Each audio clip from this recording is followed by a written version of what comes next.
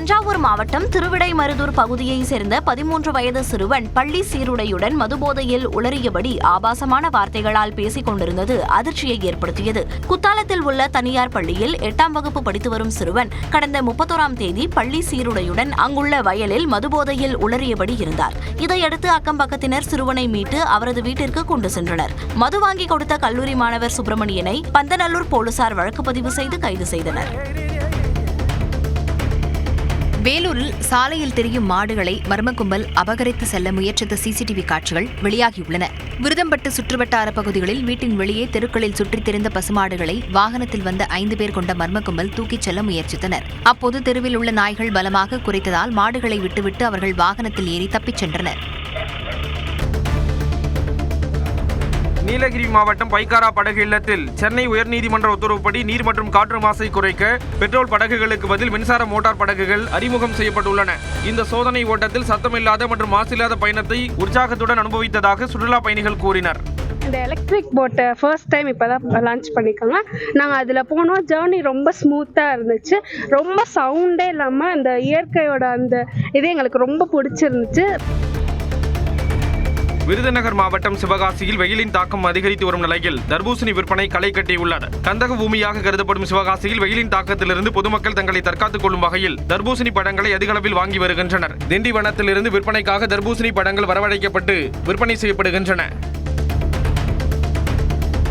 திருப்பத்தூர் அருகே வைரவன்பட்டி கிராமத்தில் பூமலச்சியம்மன் கோவில் திருவிழாவை ஒட்டி மஞ்சுவிரட்டு போட்டி நடைபெற்றது. பல்வேறு பகுதிகளிலிருந்து அழைத்து வரப்பட்ட ஏராளமான காளைகள் ஒன்றன் பின் ஒன்றாக அவிழ்த்து விடப்பட்டன. இதனை பொதுமக்கள் கண்டுகளித்தனர்.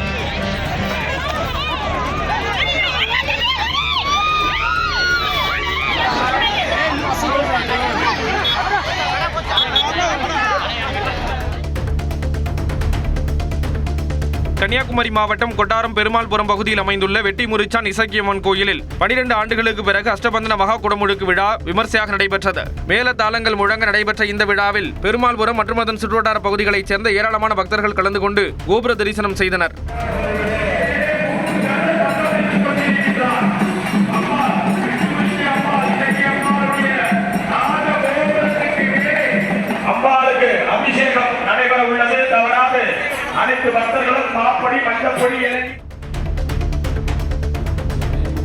திருவண்ணாமலை மாவட்டம் சேத்துப்பட்டு தூய லூர்து அன்னை தேவாலயத்தில் புனித வெள்ளியை ஒட்டி இயேசு கிறிஸ்து சிலுவையை சுமந்து சென்ற நிகழ்வு தத்ரூபமாக சித்தரிக்கப்பட்டது.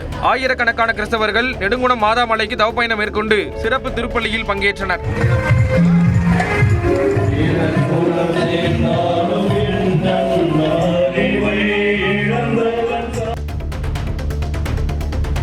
கொடைக்கானலில் புனித வெள்ளியை ஒட்டி ஆயிரக்கணக்கான கிறிஸ்தவர்கள் பங்கேற்ற சிலுவை பாதை ஊர்வலம் நடைபெற்றது. அண்ணா சாலை முதல் திரு இருதய ஆண்டவர் ஆலயம் வரை 14 நிலைகளை நினைவு கூர்ந்து ஜபங்கள் ஏறெடுக்கப்பட்டன.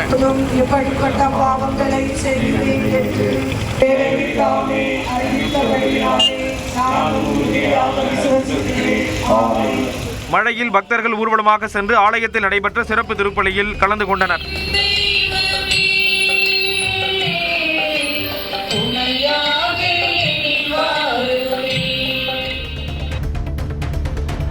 சிவகங்கை மாவட்டம் சிங்கம்புணரி அருகே பட்டத்தரசியம்மன் கோவில் பங்குனி பொங்கல் பால்குட திருவிழா விமர்சையாக நடைபெற்றது. கண்ணமங்கலப்பட்டியில் உள்ள பட்டத்தரசியம்மன் கோவில் பங்குனி பொங்கல் பால்குட திருவிழா கடந்த மார்ச் 20ஆம் தேதி காப்பு கட்டுதலுடன் தொடங்கியது. இந்த திருவிழாவின் சிகர நிகழ்ச்சியான பால்குட விழாவில் 500க்கும் மேற்பட்ட பக்தர்கள் தலையில் பால்குடத்தை சுமந்து முக்கிய வீதிகள் வழியாக ஊர்வலமாக சென்றனர்.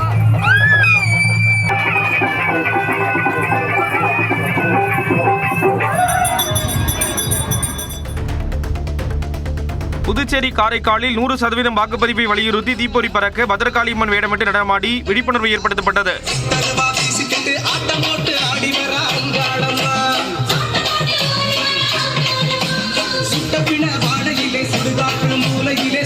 இதேபோல் நெல்லை வண்ணாரப்பேட்டையில் 100% வாக்குப்பதிவை வலியுறுத்தி செல்லப்பாண்டியன் மேம்பாலத்தின் அருகே 100 அடி வெள்ளை துணியில் 100க்கும் மேற்பட்ட மாணவர்கள் ஓவியம் வரைந்து விழிப்புணர்வு ஏற்படுத்தினர்.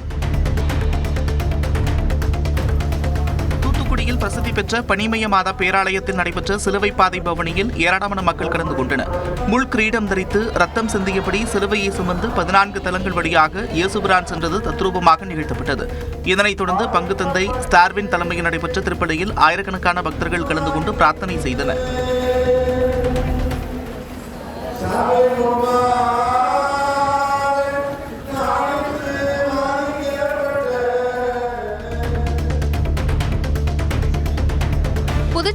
வாக்கு கேட்க வந்த சபாநாயகருக்கு 45 கிலோவில் ஆள் உயர சாக்லேட் மாலை அணிவிக்கப்பட்டது. புதுச்சேரி சபாநாயகர் செல்வம் மணவெளி தொகுதியில் மீண்டும் போட்டியிடும் நிலையில் வீடு வீடாக சென்று வாக்கு சேகரித்தார். அப்போது பாஜக தொண்டர் அருள்ராஜ் என்பவர் அவருக்கு சாக்லேட் மாலை அணிவித்தார்.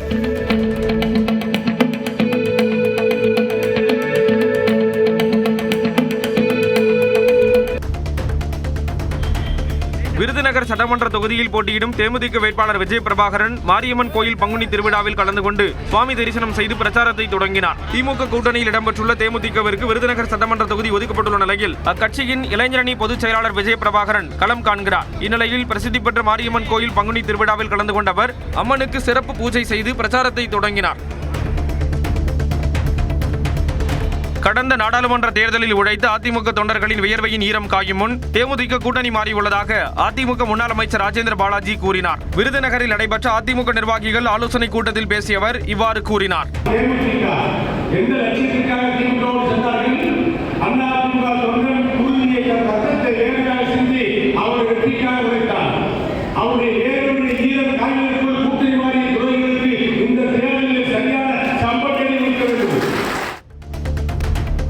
நெல்லை புதிய பேருந்து நிலையத்தில் மதுபோதையில் நண்பரை கல்லால் தாக்கி கழுத்தை நெரித்து கொலை செய்ததாக நண்பர் கைது செய்யப்பட்டார். தென்காசியைச் சேர்ந்த ஜோசப் ராஜாவும் நெல்லையைச் சேர்ந்த மாடசாமியும் புதிய பேருந்து நிலையம் அருகே மது அருந்தியதாக கூறப்படுகிறது. அப்போது இருவருக்கும் இடையே வாக்குவாதம் ஏற்பட்ட நிலையில் மாடசாமி ஜோசப் ராஜாவை கல்லால் தாக்கியும் கழுத்தை நெரித்தும் கொலை செய்ததாக கூறப்படுகிறது. இதையடுத்து பேருந்து நிலையத்தில் சுற்றித் திரிந்த மாடசாமியை காவலர்கள் கைது செய்தனர்.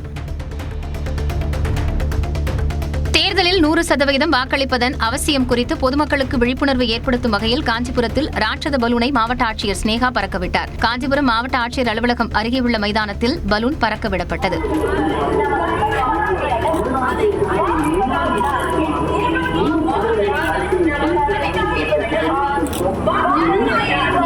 பொதுமக்களுக்கு விழிப்புணர்வு ஏற்படுத்தும் வகையில் துண்டு பிரசுரங்களும் வழங்கப்பட்டன.